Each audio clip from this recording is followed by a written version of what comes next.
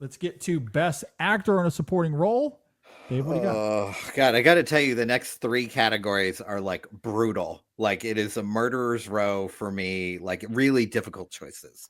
All right, so Best Supporting Actor, first nominee, Bill Skarsgård in Nosferatu. Maybe the most technically impressive performance of the year. If you want to talk about voice, if you want to talk about acting through makeup, physicality, all of that presence, truly.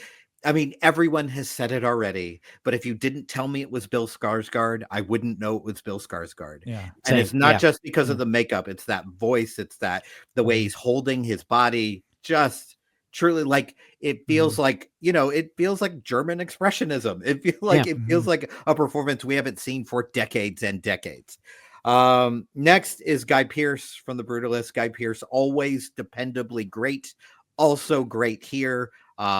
A very disturbing performance for sure. Good American accent work, a very explosive character, hard to deal with. My third one is something that will probably be on no one's list at all. Mike Feist in Challengers, I thought was really, really incredible. Okay. Josh O'Connor and Zendaya are getting a lot more of the publicity for this, even in smaller critics groups. But I really do think Mike Feist is kind of the heart of that movie. He is, I think, the only character that's really possible to root for in that movie. And he is softer than everyone else. He is easier to please than everyone else. And I think that's a really difficult character to play in such an intense film. And I, you know, first seeing Mike Feist in West Side Story, I am so excited also to see Josh O'Connor's career, but Mike Feist especially, I'm just like, whatever you're doing, I'm watching. Fourth is Clarence Macklin from Sing Sing. You go up against Coleman Domingo and you hold your own, you're great. Like that's Coleman Domingo is one of the best actors we have working, and Clarence Macklin really, really shines in Sing Sing. And then my fun pick, Denzel Washington in Gladiator 2, really just a truly perfectly enjoyable performance, but there is reason for the things he's doing. Denzel is making choices in this movie, and at first I thought he was making choices just to be fun. We talked about the flourish, right? The robes and, you know, the swagger and all that stuff. But you find out something about that character later in the movie, which explains why he would constantly be adjusting his clothing and making sure he is presentable in exactly the right way. And in case people haven't seen it, I'm not going to spoil what that revelation is. But as I watched it, I was like, oh, this is very entertaining what he's doing. And then after the movie, I was like, oh, you were doing this not just to look fun and look cool and have a good time, but there's a purpose behind this extra performance that you're giving. And also it's just really fun. Like he is having a blast. He knows exactly the type of movie he is in, and he is diving in head first. And, you know, honestly, any movie that Denzel does, you can't go wrong nominating Denzel because he's one of the best. Yeah. The winner, it hurts me to not give this to Guy Pearce because like he has worked so long for awards, but luckily my awards don't mean anything. So he's never going to know. So I'm giving this to Bill Skarsgård, a truly transportational and transformational performance, and something that I kind of can't stop thinking about. Like every time I think about that movie, there's a lot of great things in it. Obviously, I love that movie. But I think if you have a subpar Orlok, obviously this movie doesn't work. Like you need him there. You need his presence. You need that height. You need that voice, that everything, which is he's taking big, big swings and big, big risks. And for me, they really work. So Bill Skarsgård, best supporting actor. He's very effective in the film. He almost made my 5. I think he really is quite great in it. As far as my 5 nominees, I also have Clarence Macklin for Sing Sing. I have Yuri Borisov for Nora, Chris Hemsworth for Furiosa Mad Max Saga, Adam Pearson for A Different Man. So close to my list. He's so good in that. And my 5th nominee, Dave, Mike Feist for Challengers. Wow. Okay. I think he is the best thing in that movie as far as a performance. Yeah, I think he really. You might be okay. You might be all right. as much as I love being on your good graces. He's not my winner, though. My winner is actually Chris Hemsworth for Furiosa and Mad Max Saga, and I'm Figured, kind of yeah. wondering why we aren't talking about him enough. He disappears as Dementis in this movie. Yeah. I rewatched this recently with my wife. It was her first time seeing it, and she really liked it. The first thing that she actually noticed in it was Elsa Pataki, his wife, who makes an appearance early on. And my wife just loves her. She absolutely loves her. So, of course, she takes notice of her. And then it was around the 2/3 mark of the movie when Furiosa and Jack. Yeah. Okay. Yeah. Whatever.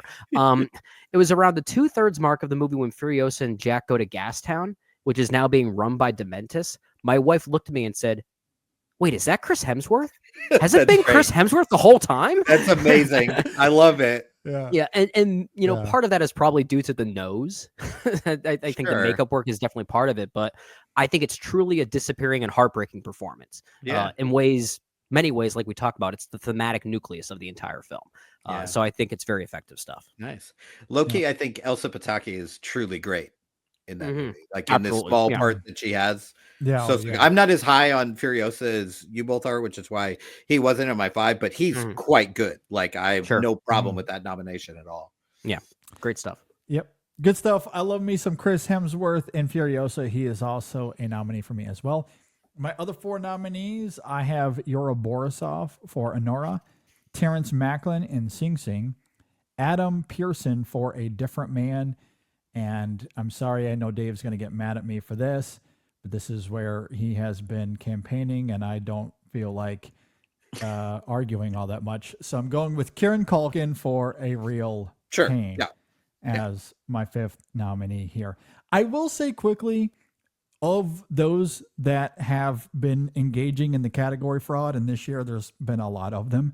Oh, yeah. I think I can make the argument the best for Culkin in supporting, because there are large swaths of that film where it's about Eisenberg's character and he does disappear. So even though that's Eisenberg's best moment, by the way, in my opinion, when Culkin disappears. Like the dinner scene when he walks away, and there's also a few scenes where he just storms off to the hotel. Like we see Eisenberg's character in the hotel by himself. So there is more time on him as the lead, where Culkin being in supporting, that makes more sense than, let's say, the Wicked one, for example. Yes. Jonathan Bailey, baby. Or no, Zoe Saldana in supporting actress. That's like criminal. Also, that movie stinks. So like, I think there are worse examples this year. So I feel a little justified having Culkin here and supporting. At any rate, those are my 5 nominees. As much as I adore the other 4 nominees, this was always Chris Hemsworth to me. This is Furiosa. It is Hemsworth in a career best role. I was blown away by his work here. Now, some of it certainly tethers to the screenplay and how great I think it is, as I talked about earlier. Sure. But as you were talking about there, Brendan, this, like, he's having the time of his life. It's a little bit of what you were talking about with Denzel, actually, Dave, in the sense that there's a layer of exuberance to it. It is theatrical. I love that he's having a lot of fun. But I think underneath the theatricality and the volatility of the character, there's always this emotion that's bubbling underneath, as we learn early on what he has experienced as a result of the world going to hell, and how that grief is driving those menacing actions in the character. I think Hemsworth does such a great job of tapping into that in his performance. So as crazy as he is in the film, and he is nothing short of that, and it's a lot of fun, he's always making sense. He's always doing something in his performance to remind us that he's not just a lunatic. There is something that is driving those actions. And how that obviously coalesces at the end in relation to Furiosa, it's I would argue it's nothing short of brilliant. I love Hemsworth here. Easily one of my favorite performances of the year. And he's my winner here for Best Supporting Actor. He's good. Good stuff. I will say, just for career best, check out Rush. Rush is Rush also is also very really great. very I good love him Chris in Rush Hemsworth. as well. Yes, and one of my favorite films of that year.